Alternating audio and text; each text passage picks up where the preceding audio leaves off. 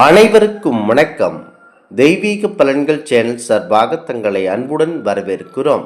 இன்று நம் காணொளியில் காண விரும்புவது மாசி மாதம் சஷ்டி சிறப்புகளை பற்றி இந்த காணொளியில் பார்க்கலாம்.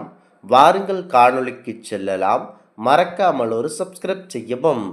வளர்பிறை சஷ்டி பரம்பொருள் முருகப்பெருமானுக்கு உகந்த விரதமாகும்.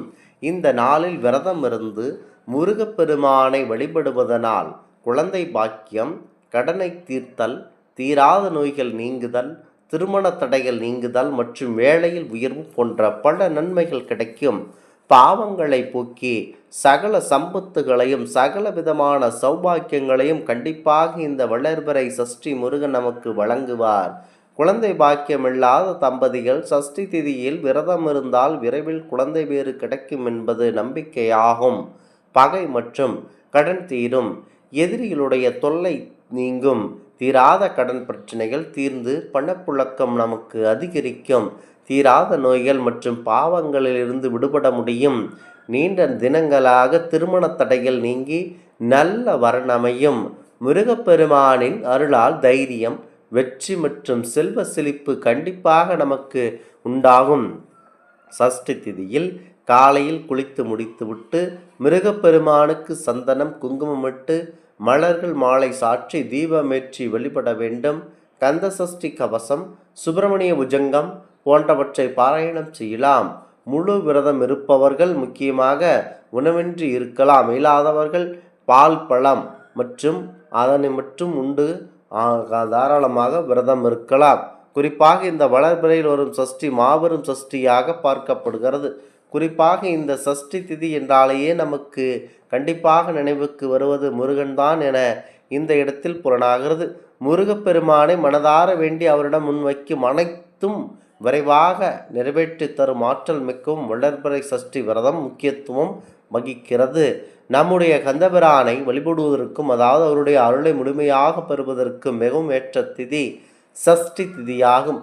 வளர்பிறை மற்றும் தேய்பிறை இரண்டிலும் சஷ்டி திதிகள் வந்தாலும் நாம் முருகப்பெருமானிடம் முன்வைத்த வேண்டுதல் எதுவானும் அது உடனடியாக நிறைவேறுவதற்கு முருகப்பெருமான் அருளை முழுவதுமாக பெறுவதற்கும் வளர்பிறை சஷ்டி என்று முருகப்பெருமானை வழிபடுவது என்பது சிறப்பாகும்.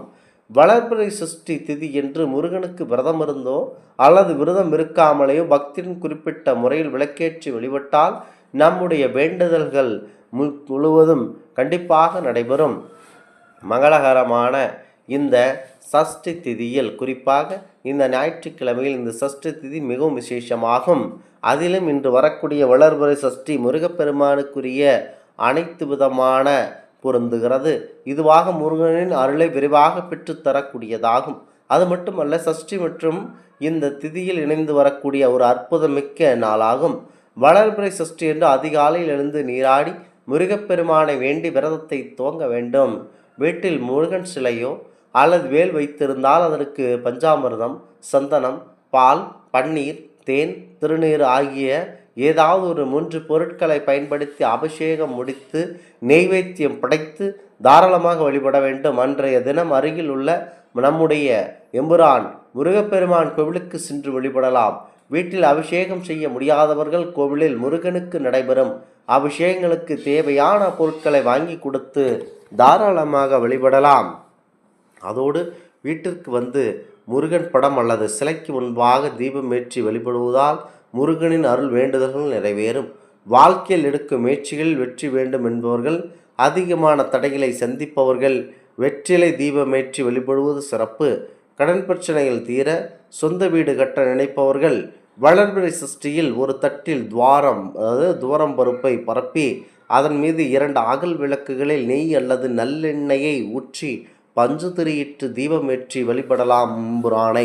இது தவிர வேறு ஏதாவது வேண்டுதல் நிறைவேற வேண்டும் என்றால் முருகனுக்கு மாவிளக்கு தீபமேற்றி வழிபடலாம். வளர்பிறை சஷ்டி என்று கந்த சஷ்டி கவசம், சுப்பிரமணிய புஜங்கம், திருப்புகழ், கந்தர் அலங்காரம், கந்தர் அனுபூதி மற்றும் மேல்மாறல் போன்ற ஏதாவது ஒரு பாடலை தாராளமாக பாடலாம்.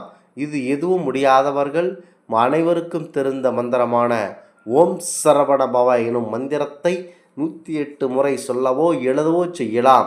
இதுவும் நமக்கு அதீத பலனை தரக்கூடியது. சஷ்டி என்றால் அகப்பையில் வரும் என அர்த்தம் இருக்கிறது. சஷ்டி விரதம் இருப்பவர்கள் அனைத்து விதமான நல்ல பலன்களையும் பெறுவார்கள் என்பது ஐதீகமாகும். பந்தமென வருகின்ற வினையெல்லாம் கந்தன் என்று பெயர் சொன்னால் ஓடிவிடும் என சொல்லுவார்களாம். எவ்வளவு மோசமான தலையெழுத்தாக இருந்தாலும் முருகா என மனதார உருகிச் சொல்லி நெற்றியில் திருநீறு வைப்பவர்களின் தலையெழுத்தை அந்த முருகப்பெருமான் மாற்றி விடுவார் என்பது பக்தர்களுடைய வாழ்க்கையில் உணர்ந்ததாகும். முருகா என்று நாமத்தில் மும்மூர்த்திகள் அடக்கமென புராணங்கள் சொல்லுகின்றன. ஓம் அரவண பவ எனும் முருகனுக்குரிய சாட்சாத்திர மந்திரத்திற்குள் 60 கோடி புண்ணிய தீர்த்தங்களும் அடக்கம் என சொல்லப்படுகிறது. இதனால் நம்முடைய முருகப்பெருமானுடைய நாமத்தை நினைத்தாலேயே அனைத்தும் புண்ணிய நதிகளில் நீராடிய பலன் கிடைத்துவிடும் என சாஸ்திரங்கள் கூறுகின்றன. எத்தனை விரதங்கள் இருந்தாலும் முருகனுக்குரிய சஷ்டி விரதம்தான் குழந்தை பாக்கியம் தரும் விரதமாக சொல்லப்படுகிறது. கலியுகத்தின் கண்கண்ட தெய்வமாக போற்றப்படும் முருகனுக்குரிய விரத நாள்களில் திதி அடிப்படையில் கடைபிடிக்கப்படும் விரதம் சஷ்டி விரதமாகும். அதாவது திதிகளில் 6வது திதியாக அமைந்திருக்கும் சஷ்டி திதி ஆறுமுக பெருமானுக்குரியதாக சொல்லப்படுகிறது. பெரும்பாலானவர்கள் ஐப்பசி மாதத்தில் வரும் கந்தசஷ்டி விழாவானது 6 நாட்களே விரதம் இருந்து முருகனை வழிபடுவார்கள். சஷ்டி விரதம் இருந்தால் குழந்தை பேறு நிச்சயம் கிடைக்கும் என்பது பெரும் நம்பிக்கையாகும். வளர்பிறை தேய்பிறை என மாதத்திற்கு 2 சஷ்டி திதிகள் வந்தாலும் இவற்றில் பெரும்பாலானோர் தேய்பிறை சஷ்டியில் தான் விரதம் இருக்கிறார்கள். தேய்பிறை சஷ்டியில் விரதம் இருந்தால்தான் முருகனுடைய அருள் கிடைக்கும், கஷ்டங்கள் அனைத்தும் தீரும் என நினைத்து கொண்டு இருக்கிறார்கள். அதனால் மாதந்தோறும் வரும் சஷ்டி திதி அன்று நாள் முழுவதும் உபவாசம் இருந்தும் முடியாத பால் பழம் மற்றும் சாப்பிடும் விரதம் இருக்கிறார்கள். முருகனுக்குரிய மந்திரங்கள் சொல்லி வழிபட்டு மாலையில் விரதத்தை தாராளமாக நிறைவு செய்யலாம். வளர்பிறை தேய்பிறை இந்த 2 பட்சங்களில் எதில் வரும் சஷ்டி திதி விரதம் இருந்தால் அதிக பலன் கிடைக்கும் என குழப்பம் மக்களிடையே அதிகமாக நிலவுகிறது.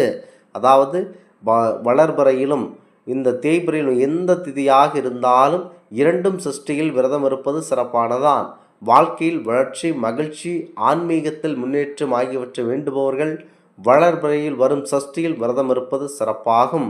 அடுத்ததாக இந்த மனதில் துன்பப்பட்டு கொண்டிருக்கின்ற வேதனையை தரக்கூடிய ஒரு அற்புதம் நிறைந்த, அதாவது குழந்தை பேறு, திருமணம் பேறு, இதாவது மனதிற்கு சம்பந்தப்பட்ட அந்த குறைகள் இருப்பவர்கள் தேய்பிறையில் தாராளமாக வழிபடலாம். இந்த ஆன்மீக தகவல் உங்களுக்கு பிடித்து இருந்தால் தெய்வீக பலன்கள் சேனலை கண்டிப்பாக சப்ஸ்கிரைப் செய்து கொள்ளவும். மீண்டும் ஒரு நல்லதொரு காணொளியில் உங்களை சந்திக்கிறோம். நன்றி, வணக்கம்.